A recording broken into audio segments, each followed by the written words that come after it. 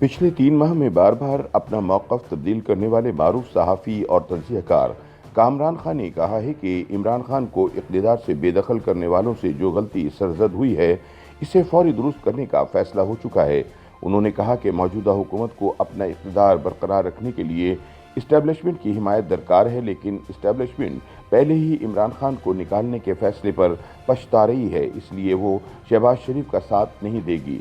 समाजी राब्तों की website Twitter पर कन्फ्यूजन का शिकार कामरान खान का कहना था कि आसिफ जरदारी और शहबाज शरीफ की हुकूमत का काम उतर गया है, यानी अब हुकूमत फारिग होने वाली है।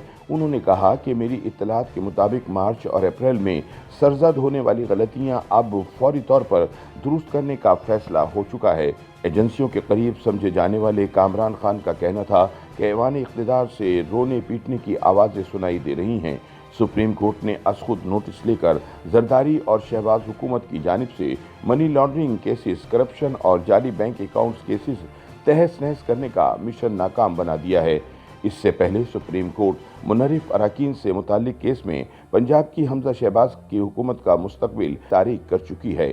कामरान खान का कहना था कि मौजूदा हुकूमत की कलीदी शख्सियात सैकड़ों अरब रुपए की मनी लॉन्ड्रिंग, करप्शन, जाली बैंक अकाउंट्स और टीटी स्कैंडल जैसे केसेस में सर से पांव तक डूबी हुई हैं।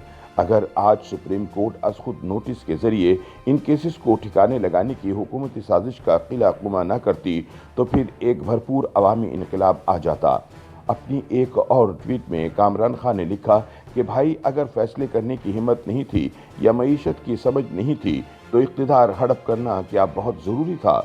उन्होंने कहा कि मौजूदा हुकूमत को इक़्तिदार में आए हुए 5 हफ्ते भी नहीं गुजरे और मईशत का बेड़ा गर्क हो चुका है।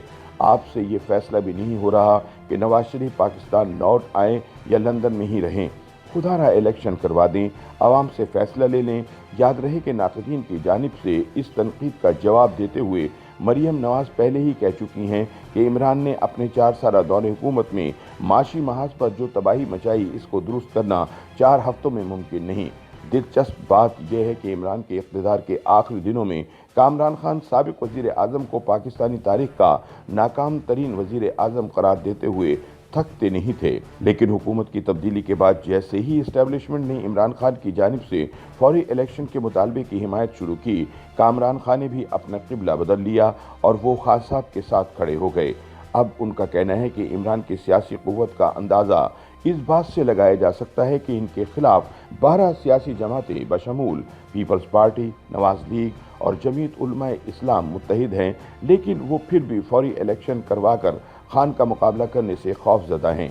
उन्होंने कहा कि मौजूदा हुकूमत को अपना इक़्तिदार बरकरार रखने के लिए फ़ौजी इस्टेब्लिशमेंट की हिमायत दरकार है, लेकिन इस्टेब्लिशमेंट पहले ही इमरान खान को निकालने के फैसले पर पछता रही है, इसलिए वो शहबाज शरीफ का साथ नहीं देगी।